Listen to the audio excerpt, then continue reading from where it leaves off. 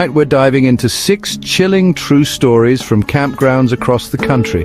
These aren't your average campfire tales. These are real encounters sent in by viewers like you that'll make you question if those rustling leaves are just the wind or something far more sinister. Imagine this: the crackle of a campfire, the smell of pine needles, and the absolute darkness of the wilderness pressing in around you. It's supposed to be peaceful, but what if I told you that sometimes the most terrifying things lurk just beyond the firelight? We're talking unexplained noises, vanishing campers, and encounters that will leave you sleeping with one eye open long after you've returned from the wild. So grab your flashlight, make sure you're cozy, and get ready to dive into the unsettling world of creepy campground tales. Let's get started. Our first story takes us deep into Yosemite National Park. The Thompson family, eager for a week of disconnecting and reconnecting with nature, set up camp. The first day was idyllic, filled with laughter, hikes, and the smell of roasting marshmallows. But as the sun dipped below the horizon, a palpable unease settled over our campsite. Strange whispers seemed to emanate from the woods, whispers that couldn't be explained by the wind. Our dog, a usually boisterous Labrador, went unnervingly silent, whimpering at the edge of the firelight. The next morning, the campsite next to theirs, occupied by a friendly couple just the day before, was completely empty. Their gear was gone, their tent dismantled without a trace. To this day, the fate of the missing campers remains a mystery, a chilling reminder that even in the most beautiful places, darkness can lurk just beneath the surface. Our next story takes us to the Appalachian Trail. Sarah, an experienced hiker, was several days into a solo trek. One evening, as I set up camp near a secluded stream, I noticed a lone figure approaching on the trail. It was a man, his clothes torn and dirty, his eyes holding a wild, almost desperate look. He introduced himself as David and explained that he'd gotten lost days ago. I offered him some food and water, listening as he recounted his harrowing tale of survival. That night, unable to shake the feeling of unease, I pretended to sleep while keeping my knife close at hand. The next morning, David was gone, vanished as silently as he'd arrived. Weeks later, back in civilization, I saw David's face on the news. He wasn't a lost hiker, he was a fugitive, wanted for questioning in a string of robberies along the Appalachian Trail.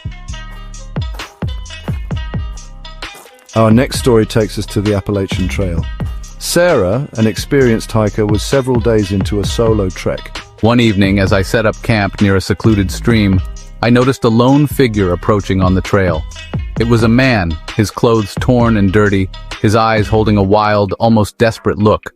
He introduced himself as David and explained that he'd gotten lost days ago. I offered him some food and water. That night, unable to shake the feeling of unease, I pretended to sleep while keeping my knife close at hand.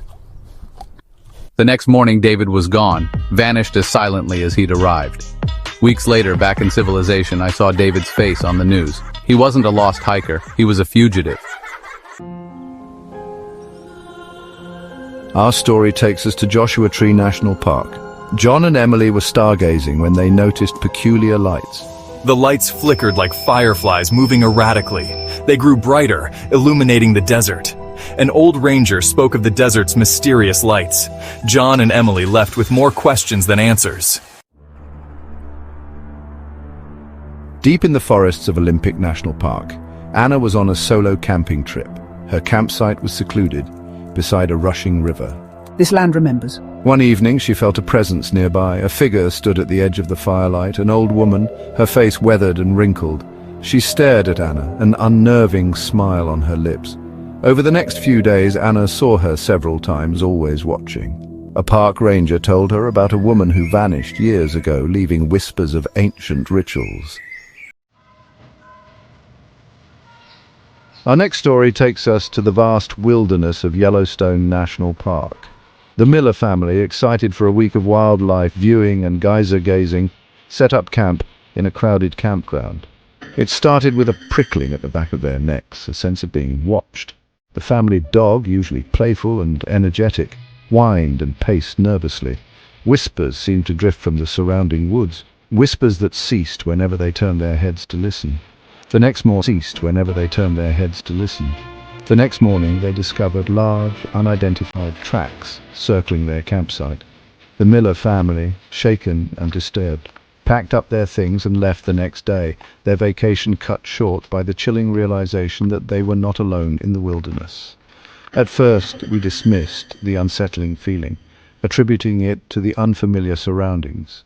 But as the night deepened, the feeling intensified. Our story takes us deep into Redwood National Park. A group of friends set up camp in a secluded grove. That night they noticed a strange sound. A whispering like rustling leaves grew louder. The friends tried to ignore it, but it persisted as if the forest spoke. The next morning, an eerie silence. Strange symbols carved into the trees. Shaken, they packed up and left, realizing they had encountered something ancient.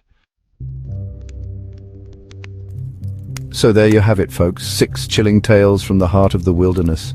Real encounters that remind us that even in the most beautiful places, darkness can lurk just beneath the surface. Remember, the next time you find yourself surrounded by the beauty of nature, listen closely. You never know what whispers might be carried on the wind. If you enjoyed these creepy campground tales, be sure to give this video a thumbs up and subscribe to the channel for more spine-tingling stories. And if you have a creepy camping experience of your own that you'd like to share, drop it in the comments below. We'd love to hear your stories. Until next time, stay safe out there, and remember, sometimes the most terrifying things are the ones we can't explain.